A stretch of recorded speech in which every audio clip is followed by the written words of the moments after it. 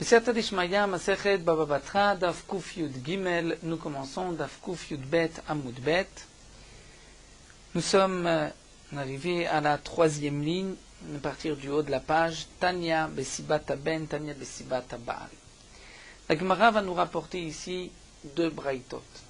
Concernant les deux psukim que nous avons vus dans la braïta précédente, que nous avons étudié donc dans le Daf Kuf Yud Bet, bien que la Gemara avait expliqué à travers cette braïta, il y avait une braïta où Rabbi Ishmael, la braïta se trouvait Daf Kuf Yud Aleph Amud Bet, où Rabbi Ishmael rapportait plusieurs psukim.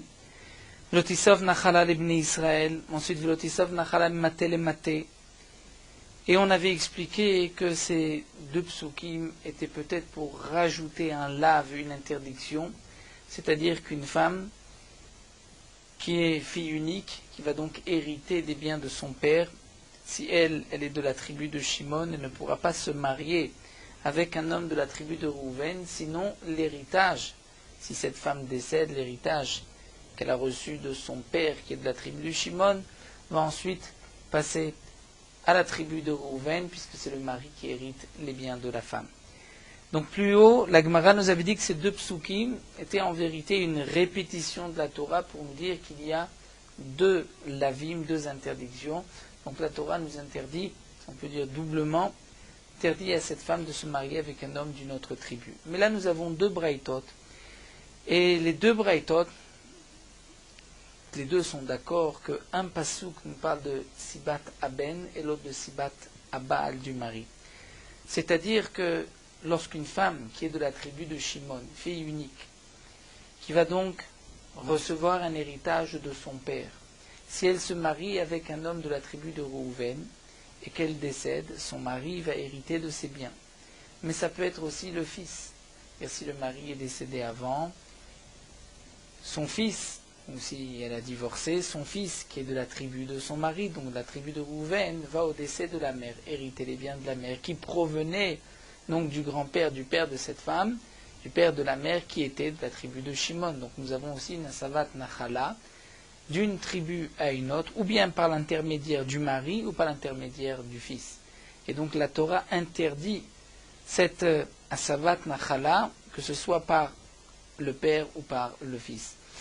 Donc la Gemara nous rapporte ici deux braïtot, où les braïtot vont être d'Oresh, les deux psukim. Chaque braïta va expliquer un pasouk de Sibat Ben et l'autre pasouk de Sibat Baal. La différence dans les braïtot, nous verrons, c'est comment on déduit que ce pasouk nous parle de tel cas et ce pasouk de l'autre cas. Alors la Gemara nous rapporte Tanya et Sibat Ben. Nous avons une braïta qui dit que le pasouk nous parle du cas où c'est le fils qui va hériter. Mais Tanya Besibat Baal, deuxième pasouk, si c'est le mari qui va hériter. Tanya Besibat Ben. Alors on reprend les deux psukim. Le premier pasouk, Velotisov Nachala lebnei Israël mimate el Maté. C'est dans le Perek Lamedvav, le pasouk Zayin, où la Torah dit Velotisov Nachala, donc l'héritage ne passera pas d'une tribu à une autre. Nous dit la Braïta, il s'agit de Sibat Ben.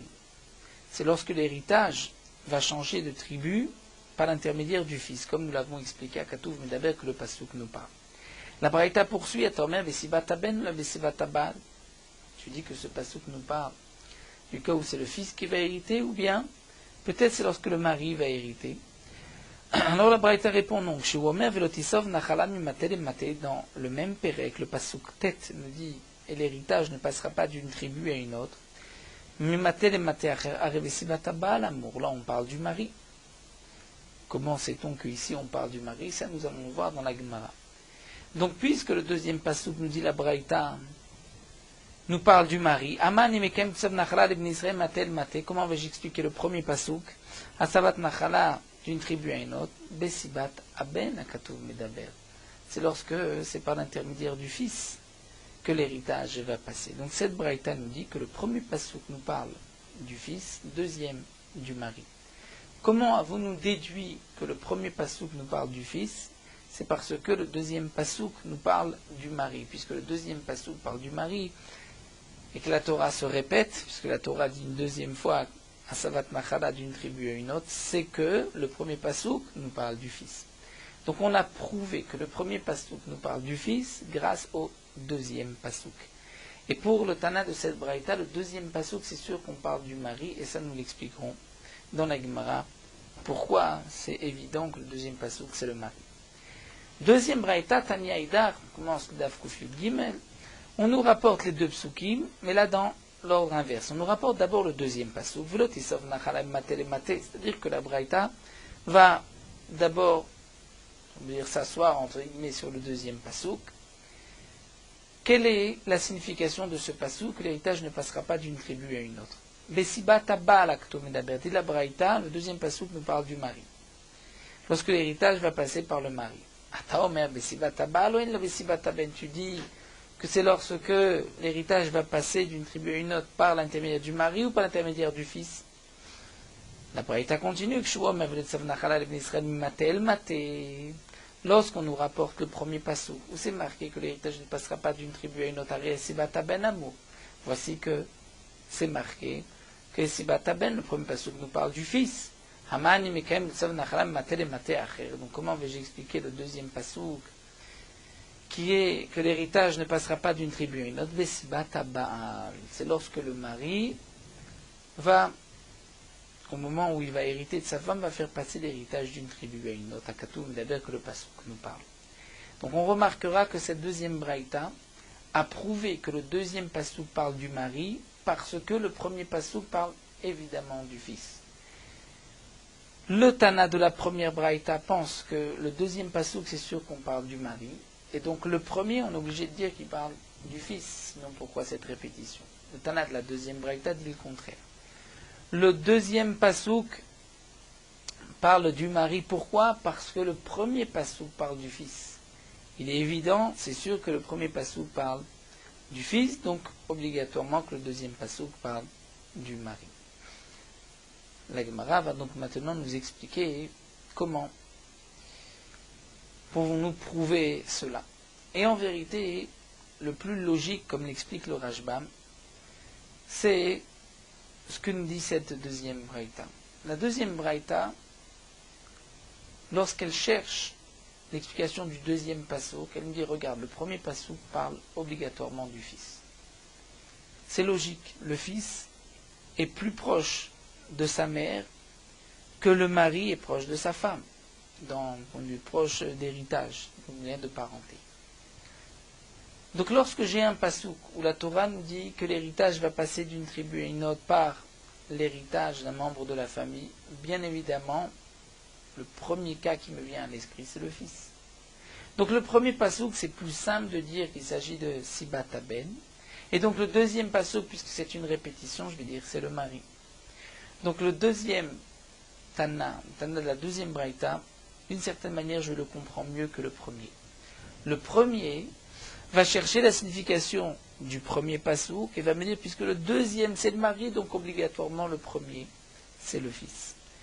Tekoula Alma, donc nous dit la Gemara, on voit que d'après tout le monde, le Tana de la première braïta comme de la deuxième, Imatel et Maté Acher, ce qui est marqué dans le deuxième pasouk, que l'héritage va passer d'une tribu à une autre, mais si Bataba, la Katoumé d'Aber, on parle que l'héritage va passer d'une tribu à l'autre lorsque le mari va hériter. Maïm Mashma, comment on déduit cela du pasouk?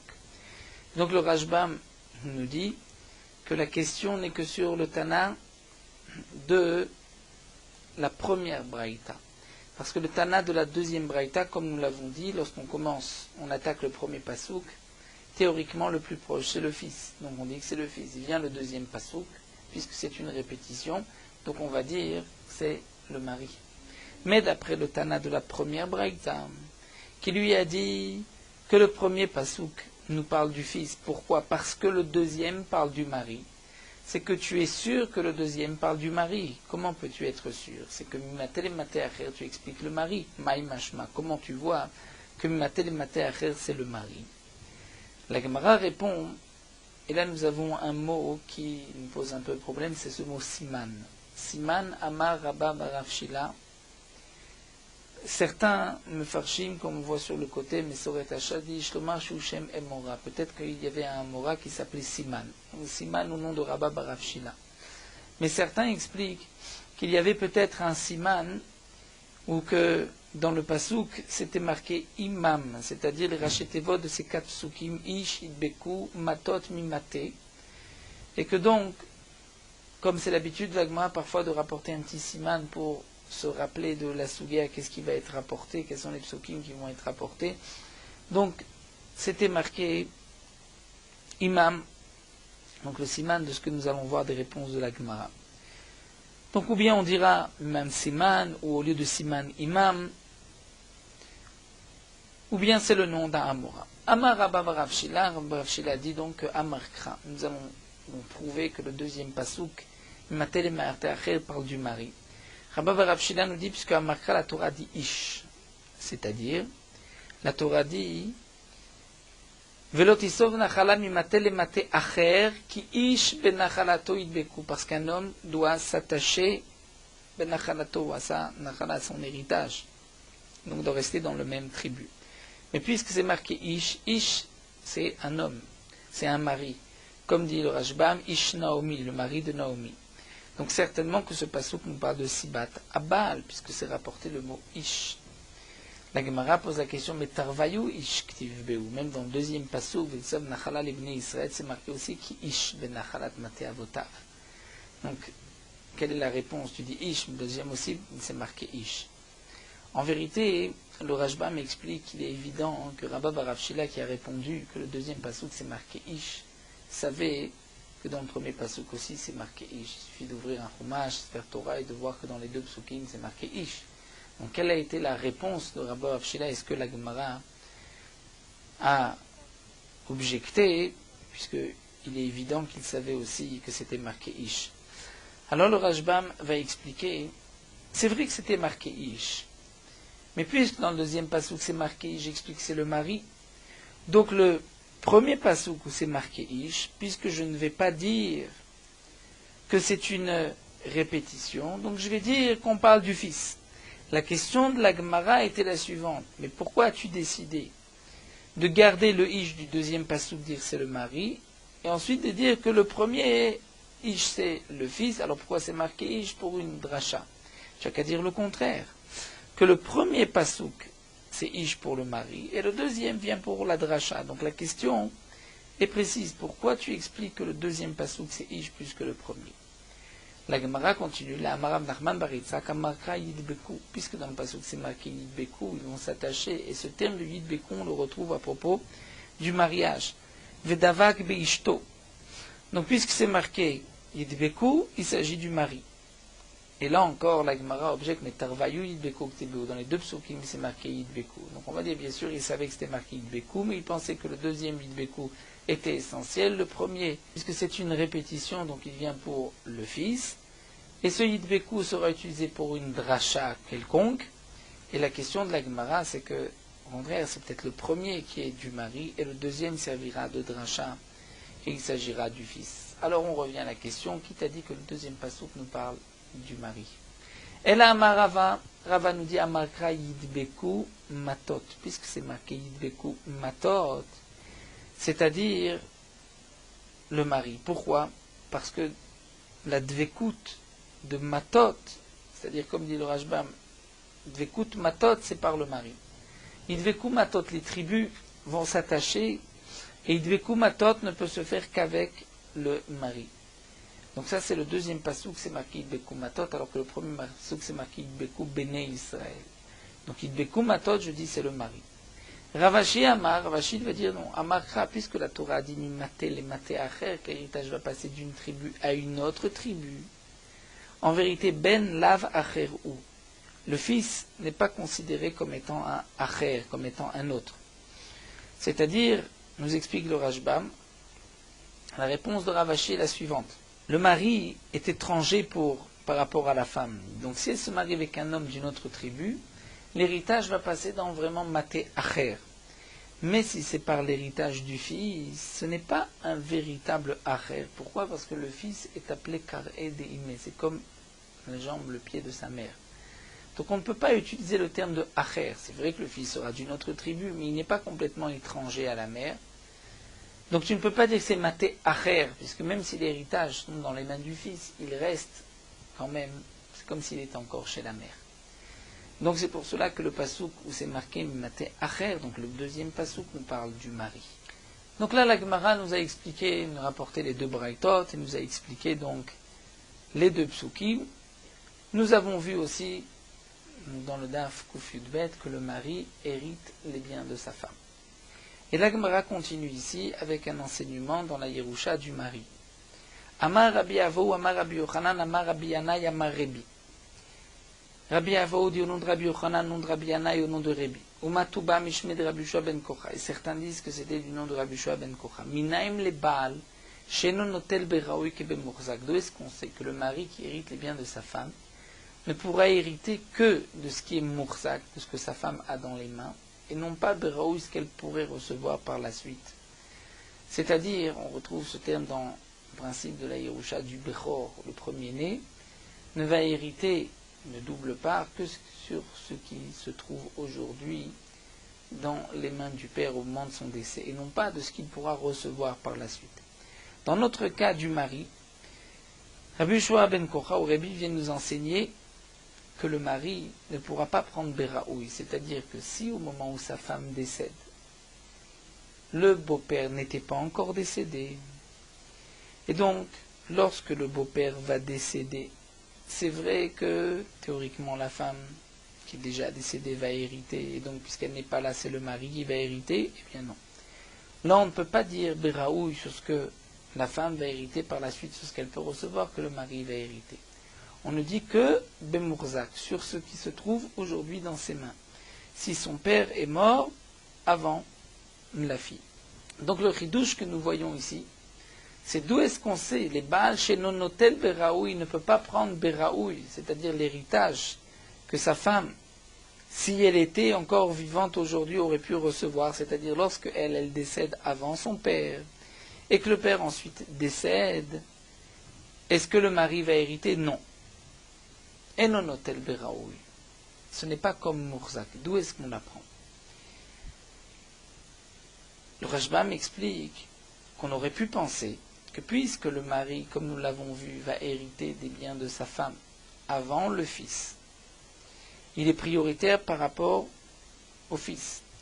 Donc j'aurais pu croire aussi que si elle décède et qu'ensuite le père de cette femme décède, on pourra donner priorité au mari, une sorte de kalvachomer, dit le Rashbam. Si déjà, lorsque le garçon peut hériter, c'est le mari qui hérite.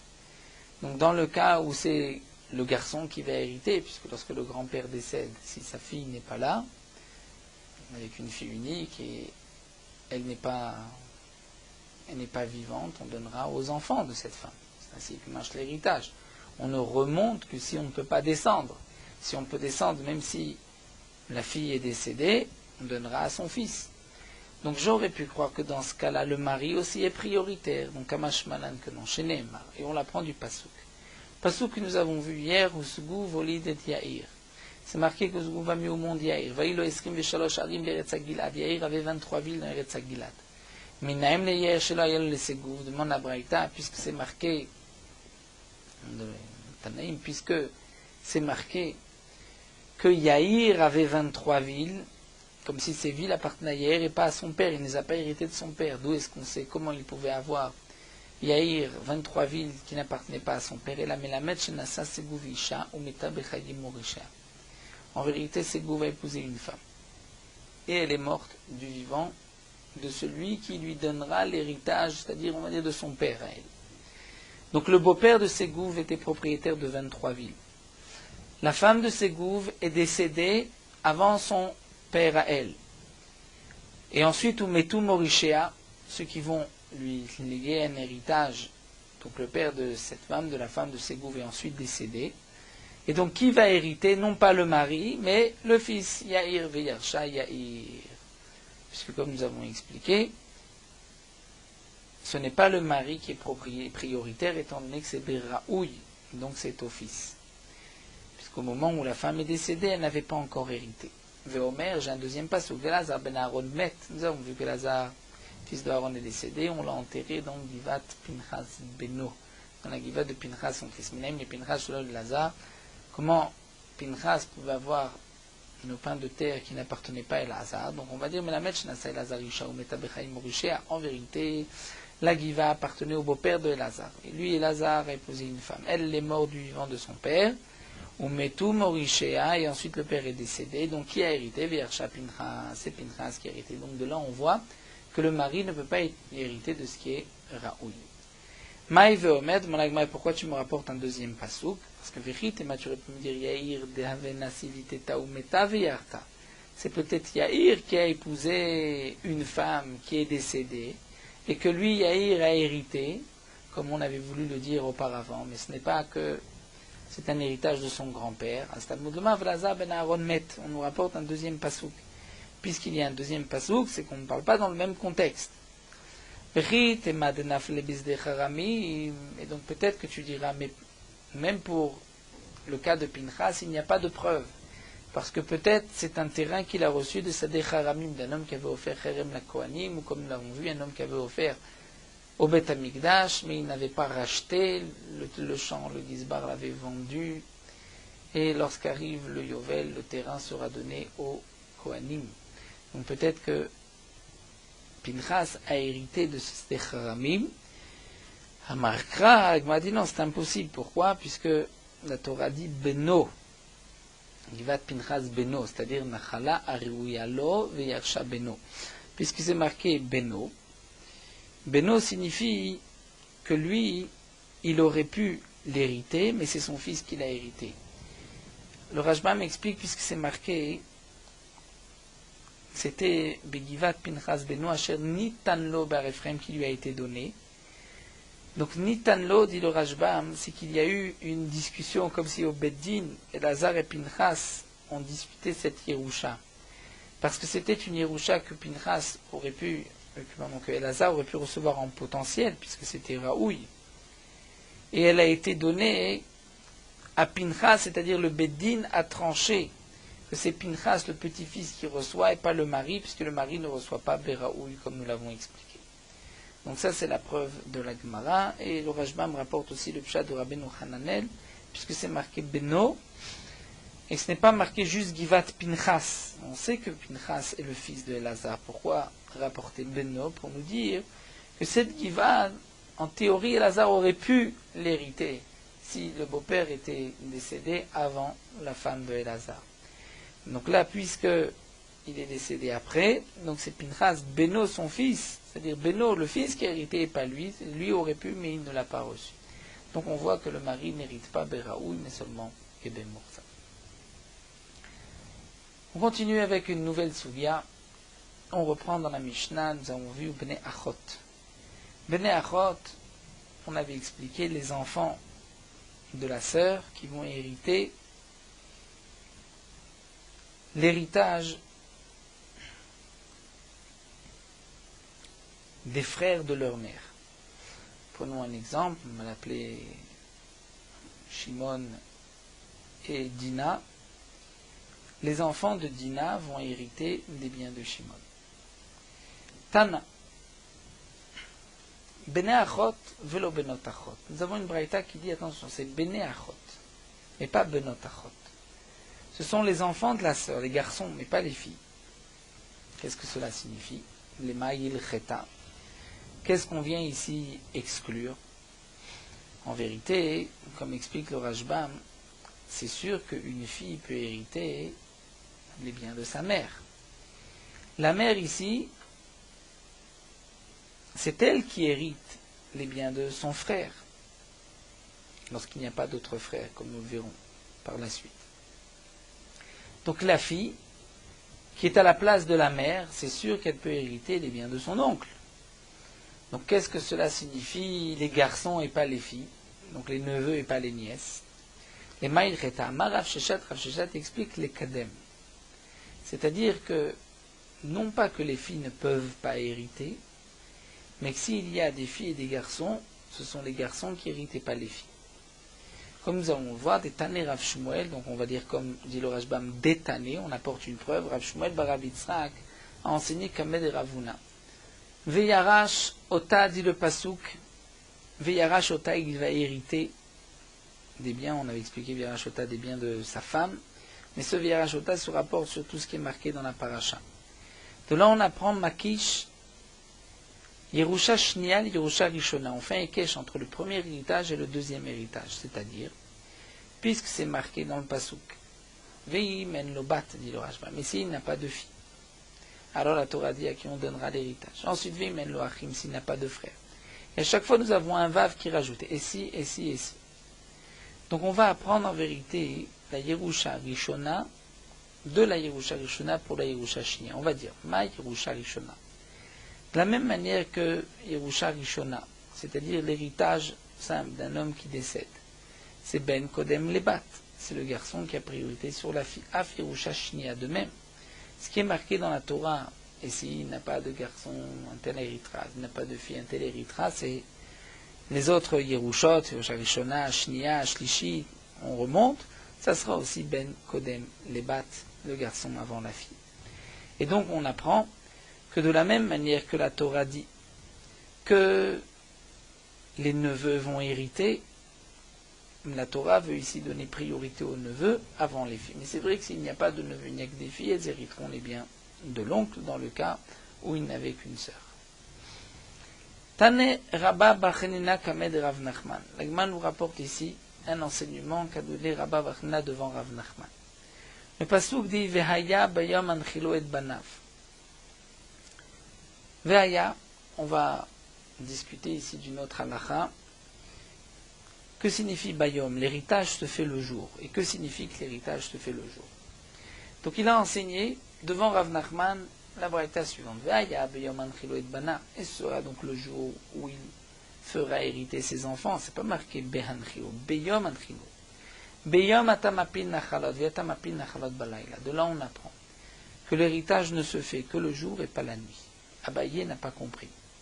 Male Abaye et la meata. Que signifie que l'héritage ne se fait pas la nuit? C'est-à-dire si un homme décède la nuit, il n'y a pas d'héritage. Et la meata de shachir beimama hudiyar telebanea. Celui qui décède le jour, c'est là que ses enfants vont hériter de ses biens. Man shachir belayla yar telebanea. S'il décède la nuit, les enfants n'hériteront pas. Il est évident qu'on ne peut pas dire une telle chose. La Gemara répond, Dilma din nachalot kamarta. Ah, peut-être que tu veux nous parler du din, c'est-à-dire du jugement, que des dayanim ne peuvent pas juger l'héritage, savoir qui doit hériter la nuit, mais seulement le jour. C'est comme le dîner mamonot, où il y a un din qu'on ne peut, une halakha qu'on ne peut juger que le jour et pas la nuit. Détania, et nous avons une braïta qui confirme. Vehaïta libne Israël et chukat mishpat. Dit le pasuk, dans ces dinim d'héritage, ce sera pour les Bnei Israël les chukat mishpat. Pour une chuka, une loi mishpat de justice. Ur'a kol parasha kula liyot din. Ur'a, c'est milachon meora, dit le Rashbam, c'est-à-dire, il s'avère, la Torah a donc institué ainsi, que toute la paracha va prendre la tournure d'un din. C'est qu'il nous faut un din. Il nous faut 3 dayanim, il faut que ce soit le jour, comme pour tous les dîners mamonot. Ne pense pas, comme le rajoute le Rashbam, que l'héritage c'est comme un simple partage d'associés. Kamash malan que non. Il te faut un véritable din, et donc ça ne peut se faire que le jour. J'ai 2 psukim, dit le Rashbam, Beyom Anchilo, et un autre aussi, Yom Chukat Mishpat, pour me dire, d'abord Beyom Anchilo, que le début du din se fait le jour, Chukat Mishpat, que tous les héritages vont avoir un statut de din. Le Rashbam rajoute que Beyom Anchilo ne parle que de l'héritage du fils, par rapport au père, l'héritage du père. Mais les autres proches parents, ce n'est pas marqué Biyom Anchilo. Donc là, nous avons les Chukat Mishpat.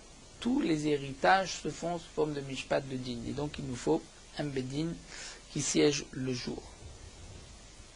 Et comme l'a enseigné des Rabbi Yehuda, Dama Rabbi Yehuda nous dit Shlosha shenichnasu levaker et achole. Nous allons, à travers les paroles de Rabbi Yehuda, apprendre ce din. Il nous faut un beddin et un beddin de 3. Et le jour.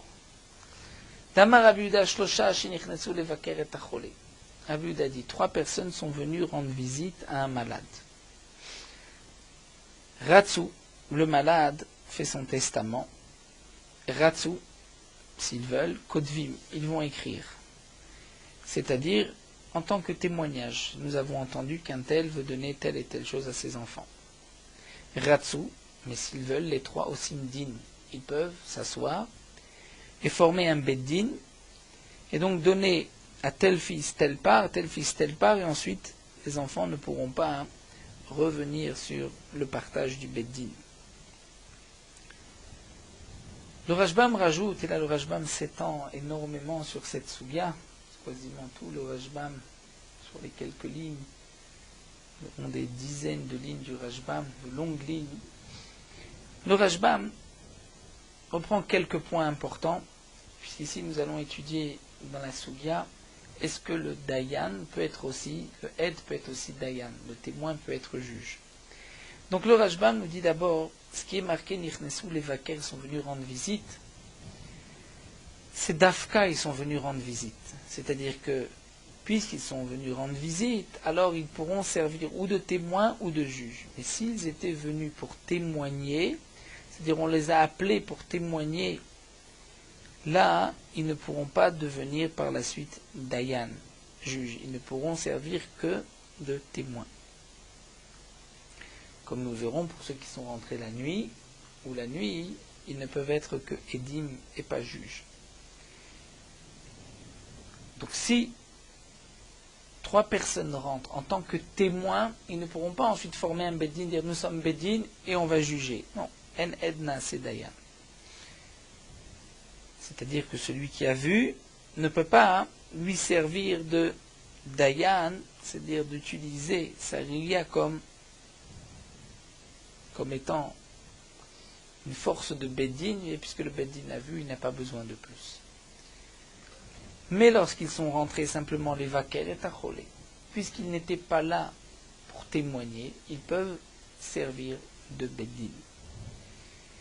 Donc Ratsu Kodvim, Ratsu Osindin, puisqu'ils sont 3, et ils vont dire un tel reçoit tel enfant, reçoit tel bien, tel enfant reçoit tel bien. Le Rashbam rajoute et dit, bien qu'il n'y a pas eu ici de témoignage devant ce Beddin, mais nous avons le principe Loteesh Miag de la Meriya, que écouter n'est pas mieux que de voir. C'est-à-dire que écouter un témoignage n'est pas mieux que de voir le malade partager ses biens. Et le Rashbam précise qu'il s'agit ici d'une matana, que cet homme qui va mourir ne peut pas revenir sur cette matana, puisque nous verrons encore dans le Perek Mishemet une halacha, que si un homme avant de mourir fait don de tous ses biens, si ensuite il ne meurt pas, il retrouve la santé, il retrouve sur ses 2 pieds, il peut tout reprendre.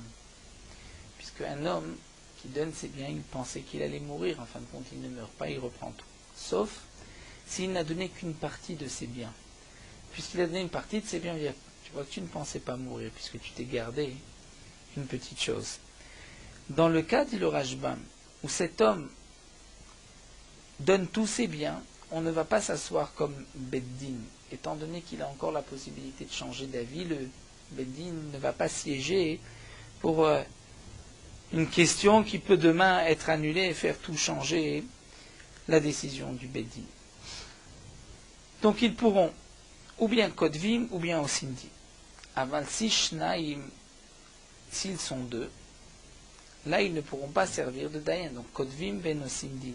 Ils pourront simplement écrire, rapporter, nous avons reçu ce témoignage, mais ils ne pourront pas juger, étant donné qu'ils ne sont que 2, et ils sont venus Betorat en tant que témoin.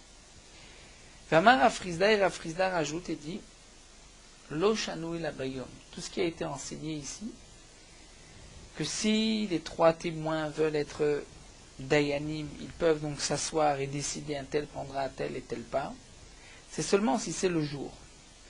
Étant donné qu'ils sont venus le jour, donc le malade, c'est comme si lui a témoigné devant eux, l'oteshmiak de la mairie, il y a des Rashbam, donc ils peuvent juger puisqu'il fait jour. Ils ont décidé d'être dayanim, ils vont aujourd'hui juger. Ou bien, dit le Rashbam, ils pourront même demain revenir, c'est comme s'ils ont entendu un témoignage et qu'ensuite ils suspendent la séance et ils reviennent pour être possèques le din. Mais dans le cas d'Irav Rizda, Aval, Balaïla, s'ils sont venus rendre visite aux malades la nuit, Afil ou Shlosha Kodvin, même s'ils sont 3, ils ne pourront pas servir de Bedin, Venosimdin. Ils pourront juste écrire, mais pas être, donc servir de témoin, mais pas juger. C'est-à-dire, même le lendemain, ils ne pourront pas juger. Ils ne pourront pas se rasseoir le lendemain et dire nous avons reçu le témoignage de cet homme-là la nuit. Il nous faudra d'autres témoins qui vont venir témoigner devant eux. Pour quelle raison Maïtama Davou Léo Edim. Étant donné qu'ils sont arrivés la nuit, ils ne pouvaient pas siéger en tant que Beddin. Donc, ils n'étaient que Edim, puisqu'ils étaient Edim, témoins, Ened Nasedayan. Le témoin ne peut pas ensuite devenir juge. Amarlé, donc il lui a répondu In Achiname Kamina. Donc on revient sur ce qui a été dit. Donc Abaye avait dit à Rabba Bachanina. Mais est-ce qu'un homme qui hérite ne peut hériter que celui qui décède, ne peut laisser en héritage que le jour, mais pas s'il décède la nuit?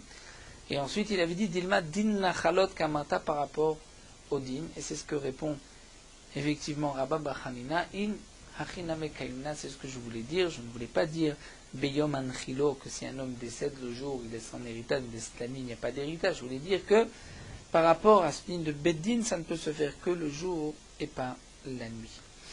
Donc c'est bien ce que j'ai voulu dire. Donc s'ils sont venus rendre visite aux malades la nuit, puisqu'ils ne peuvent pas siéger la nuit, donc ils vont avoir le statut de aide, et le aide ne peut pas être dayan, c'est-à-dire s'il a témoigné, il ne pourra pas lui-même ensuite être dayan. Bien sûr qu'un dayan qui a vu, s'il ne sert pas de dayan, il y a d'autres dayanim, il pourra témoigner devant les autres dayanim, mais lui-même ne pourra pas être à la fois aide, c'est-à-dire jugé en fonction de ce qu'il a vu. Et le Rashbam nous dit que certainement c'est une Zerat Akatou, puisque c'est marqué Va'amdou Shnei Anashim. Donc c'est les témoins, vont être debout deux témoins, l'Ifne Hashem devant le Beddin. Donc il faut 2 personnes différentes qui se présentent devant un Beddin. Le Rashbam rajoute un point important. Le Rashbam dit bien sûr que si nous avons 3 dayanim qui siègent la nuit, et on est venu leur apporter un témoignage la nuit, ils peuvent accepter ce témoignage et le lendemain juger en fonction de ce témoignage. Mais là, lorsque c'est les dayanim eux-mêmes qui ont vu, donc de dire qu'ils vont trancher en fonction de ce qu'ils ont vu, ça ce n'est pas possible, puisque le principe de dire l'oté shmiak de la mairie, ce n'est pas mieux d'entendre que de voir, c'est lorsque au moment où je vois, je peux trancher. Mais si au moment où je vois, je ne peux pas trancher, donc on ne peut pas accepter cette rivière comme étant un témoignage direct, et c'est pour cela que donc ils ne peuvent qu'être témoins. Voilà, nous allons nous arrêter ici aux 2 points. Nous terminons avec Meorot Halacha, Daf Kuf Yud Gimel. Dans toutes les Keilot Israël, le minag est de dire un Mishe Berach pour celui qui monte à la Torah.